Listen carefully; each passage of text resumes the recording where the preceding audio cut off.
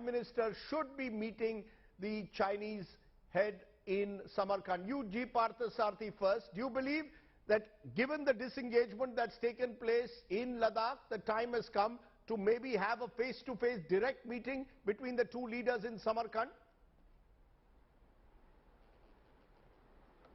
Look, I've dealt with the Chinese when I was in Delhi. They were still in charge of, taken control of Sundarongchu in Arunachal Pradesh, but that didn't stop the Prime Minister from visiting China and talking one-on-one to Deng Xiaoping. So, and more so in a multilateral meeting, where there is a chance of talking to someone with whom you may have differences, I would personally believe you go ahead and talk, and you put your point of view across firmly, and knowing Mr. Modi, he would do precisely that. In the case of Pakistan, I think Shehbaz Sharif is under pressure from the army not to have a meeting. But my own reading of Shehbaz is that amongst all the prime ministers I've known in Pakistan, he was then chief minister, not prime minister. He was a reasonable guy, actually interested in developing cooperation with IT in Bangalore. He's much better than his brother that way. So I think, of course, President Putin is an old friend. Right. So I think, as far as I am concerned, it would be good. We're not sort of asking for these meetings, we're suggesting it, and it's for them to determine. I want to also mention one thing, that in the case of Sundarongchu, as I said, they vacated 6 years after the visit of the Prime Minister.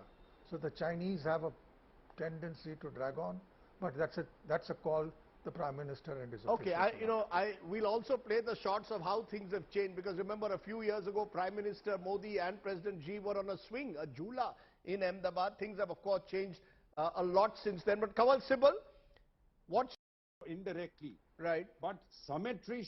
This moment, let's look from there, because the Chinese will be there, Putin is there, and importantly, so are the Pakistanis. G. Parthasastry, your old friend, as you said, Shehbaz Sharif there, whom you said relatively is someone who is a sharp politician, perhaps even sharper than his brother Nawaz Sharif. Should India be reaching out to Pakistan at all at a moment like this, given the fact that Pakistan still really hasn't fully acted against the 2611 perpetrators and the terrorists? I don't regard all this as reaching out. Your officials make the preparations, they take the call and they tell you. Now it's the political judgment of the Prime Minister to make. I think, yes, with regard to Xi Jinping, there is a measure of uncertainty, but we've always had a measure of uncertainty with China. And the fact is that the talks have produced 50% of the results we wanted. So are we not going to say that we're not going to talk about the remaining 50%? So I'm not saying go and ask for a meeting. If there is a mutual agreement that there should be a meeting, you can't refuse a meeting with the Chinese Prime Minister or with any other head of government. So let us see what the preparations are. And if in the preparations we come to the conclusion that they are not going to yield, after all, they earlier on said they were going to yield nothing. No, but what about Shehbaz? No, what about Shehbaz Sharif? What about Shehbaz Sharif? In the north, I have my in the north. I'll be honest with you. I'll be honest with you. In the north, that area is located right across Pakistan-occupied Kashmir and leads to the Karakoram Pass. So it's a highly strategic matter. It will require a lot of discussion and perhaps some compromise which will be found out. But as I said, it is for the call for the Prime Ministers after they have taken into account what their advisors have said. Okay. Let me just take that feeling is that you come back from if you come back from